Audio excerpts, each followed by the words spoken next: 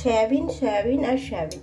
Soybean খেতে একদম ভালো লাগছে না, তো এইভাবে বানাও। আর মাছ মাংস বারবার খেতে ইচ্ছে করছে, তো সয়াবিনটা এইভাবে বানিয়ে নাও, তাহলে বুঝতে পারবে যে মাছ মাংসর প্রয়োজন নেই। এটা হচ্ছে সয়াবিনেই কিন্তু মাছ মাংসর টেস্টটা তোমার চলে আসবে। আর খুব সহজ রেসিপিটা, খেতে দুর্দান্ত হয়। প্রথম থেকে শেষ পর্যন্ত তোমরা ভিডিওটা দেখো, তাহলে বুঝতে পারবে যে না, যে রেসিপি এত সুন্দর হয়। আর ঘরে থাকা উপকরণ দিয়েই কিন্তু হয়ে যাবে, কোথাও যাওয়ার ঝামেলা থাকবে না। দেখো সয়াবিন ডিমের রেসিপি, মাছ মাংস একদম প্রয়োজন হবে না। আর এই একটা রেসিপি থাকলেই কিন্তু আর কোনো কিছুর প্রয়োজন লাগবে না। এটা দিয়েই পুরো পরিবারের সকলের খাওয়া হয়ে যাবে। সে তুমি ভাতই খাও আর রুটি খাও, যেটা খাবে সেটা দিয়েই কিন্তু এটা তোমরা খেতে পারবে। তো দুর্দান্ত স্বাদের এই রেসিপিটা একবার হলেও বাড়িতে বানিয়ে নিও। বন্ধুরা তোমরা সব কেমন আছো? আশা করছি ভালো আছো এবং সুস্থ আছো। তোমাদের সামনে খুব মজাদার একটা রেসিপি নিয়ে এসেছি, তোমাদের আশা করছি অনেক ভালো লাগবে। দেখো এখানে আমি নিয়ে নিয়েছি কিছুটা সয়াবিন। তো সয়াবিন তো অনেকে অনেকভাবে খায়, কিন্তু এইভাবে একবার রেসিপিটা বানিয়ে দেখো, তাহলে বুঝতে পারবে যে সত্যি মাছ মাংসের প্রয়োজন নেই, কিন্তু মাছ মাংসর স্বাদে সয়াবিনের রেসিপিটা তোমরা বানিয়ে নিতে পারবে। সবসময়তে তো মাছ মাংসও খেতে ভালো লাগে না, কিন্তু যদি সয়াবিন সেই মতো বানানো যায় তাহলে কিন্তু মাছ মাংসর স্বাদটা সয়াবিনের মধ্যে চলে আসবে। তো দেখতে থাকো, এখানে আমি বড় সাইজের সয়াবিন নিয়ে নিয়েছি, আর সেটা আগের থেকেই লবণ হলুদ দিয়ে আমি সেদ্ধ করে নিয়েছি। সাথে নিয়ে নিয়েছি কয়েকটা ডিম। তো ডিমগুলোকে আগে একটু লবণ হলুদ দিয়ে এটাকে আগে আমি ভালোভাবে ভেজে নেব। একটা কড়াই বসিয়ে নিয়েছি, কড়াই দিয়ে নিয়েছি তেল। তেলটা ভালোভাবে গরম হয়ে গেলে ডিমগুলোকে ভেজে নেব। তো তেলটা বেশ ভালোভাবে গরম হয়ে এসেছে, এখন আমি তেলের মধ্যে ডিমগুলো দিয়ে নেব।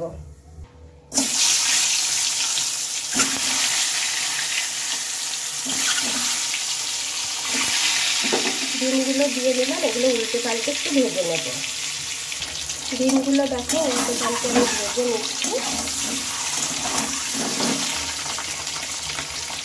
ডিমটা ভালোভাবে ভেজে তুলে নিয়েছি, এখন তেলের মধ্যে দিয়ে নেব হচ্ছে পেঁয়াজ কুচি, আর সাথে দিয়ে নিয়েছি দুটো কাঁচা লঙ্কা।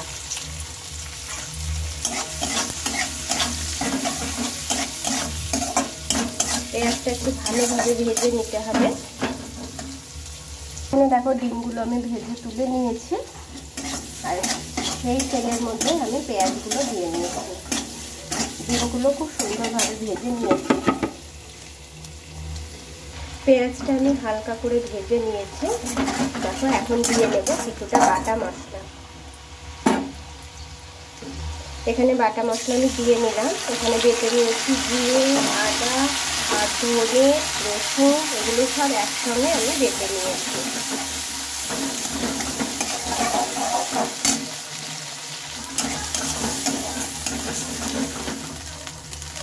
দিয়ে নেব লঙ্কা গুঁড়ো অল্প করে, বেশি দেব না। সাথে দিয়ে নেব হলুদ গুঁড়ো।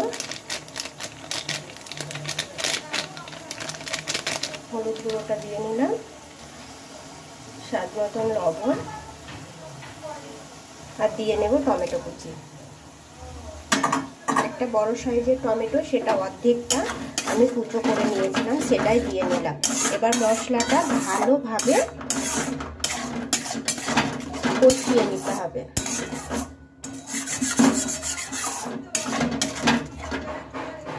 এইভাবে যদি সয়াবিনের রেসিপি তোমরা একবার তৈরি করো, তখন বারবার তৈরি করতে ইচ্ছে করবে। মাছ মাংস না থাকলে খুব সহজে এইভাবে তৈরি করে নিতে পারো।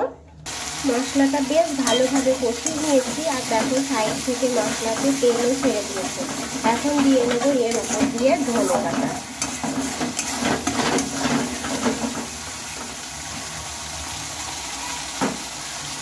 কিছুটা ধনে পাতা কুচো আমি দিয়ে নিলাম। দেখো দিয়ে নিচ্ছি।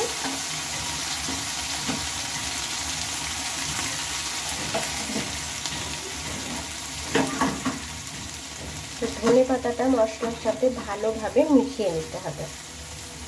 মশলার সাথে ভালোভাবে আমি ধনে পাতাটা মিশিয়ে নিয়েছি।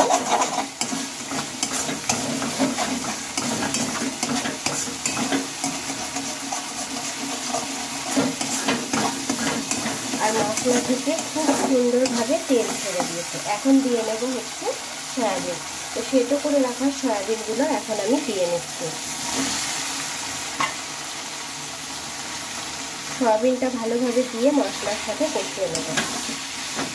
মশলার সাথে ভালোভাবে আমি সয়াবিনটাকে মিশিয়ে নিচ্ছি। আর এইভাবে নেড়ে চেড়ে কিছুক্ষণ মশলার সাথে সয়াবিনটাকে কষিয়ে নিতে হবে।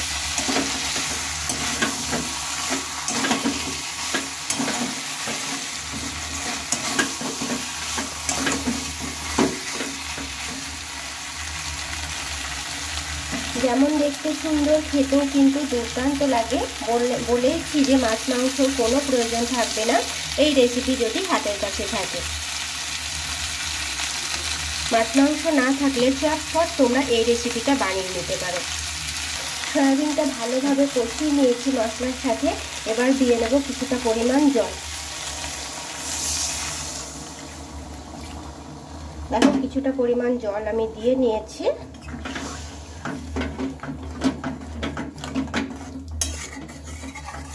আর ভালোভাবে এটা মিশিয়ে নিতে হবে।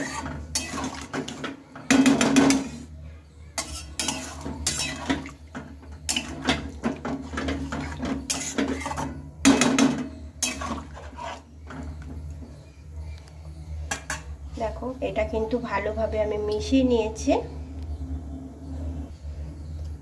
খুব সুন্দরভাবে মিশিয়ে নিয়েছি। এটা ফুটে আসা অবধি হচ্ছে দিয়ে নেব ডিমগুলো। ভেজে রাখা যে ডিমগুলো এখন এটার মধ্যে দিয়ে নিতে হবে। তো দেখো আমি ডিমগুলো দিয়ে নিচ্ছি।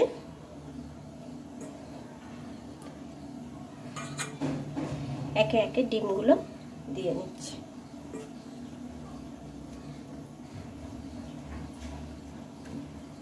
তো আজকের রেসিপি বন্ধুরা যদি ভালো লেগে থাকে আমাকে কমেন্টে জানাতে ভুলো না। আর ভালো লাগলে লাইক করো, বন্ধুদের সাথে শেয়ার করো। নতুন বন্ধুদেরকে বলছি চ্যানেলটা সাবস্ক্রাইব করে আমার পাশে থেকো। নিত্য নতুন রেসিপি দেয়া আছে, তোমরা চাইলে দেখে নিতে পারো। আশা করছি তোমাদের রেসিপি অনেক ভালো লাগবে। তো দেখো ডিমগুলো আমি দিয়ে নিয়েছি। আর এই যে ডিমের গায়ে দাগ আছে, এগুলো আমি এই যে খুন্তিটা দিয়ে এরকম করে একটু ছিদ্র করে নিয়েছিলাম। আমি না ডিম ভাজতে গেলে ডিম এত ফাটে, মানে কি বলবো। আমি ছোট মাছ ভাজবো, বাটা মাছ, সেও ফাটবে। তো সেই জন্য খুব ভয়ে ভয়ে আমি ডিম ভাজি। আর অনেক আমি ছিদ্র করে নিয়েছি ডিমের গায়ে, অনেক, একটা দুটো নয়, বেশ কয়েকটা খুন্তি দিয়ে ছিদ্র করে নিয়েছি। দেখো দিয়ে নিয়েছি আমি ডিমগুলো। আর এটা ফুটে আসার অপেক্ষা। তো ফুটে আসলে এতে একটু গরম মশলা দেব আর তারপরে নামিয়ে নেব। তো এটা একটু ফুটে আসুক। ডিম সয়াবিনের রেসিপিটা একদম রেডি হয়ে গিয়েছে দেখো বন্ধুরা। আর এখন আমি গ্যাসটা বন্ধও করে নিয়েছি। এখন দিয়ে নেব উপর দিয়ে অল্প একটু গরম মশলার গুঁড়ো। যদি রেসিপি তোমাদের ভালো লেগে থাকে তাহলে অবশ্যই করে আমাকে কমেন্টে জানাবে। তো দেখো একদম রেডি। এই যে গরম মশলা আর গরম মশলার গুঁড়োটা আমি দিয়ে নিচ্ছি।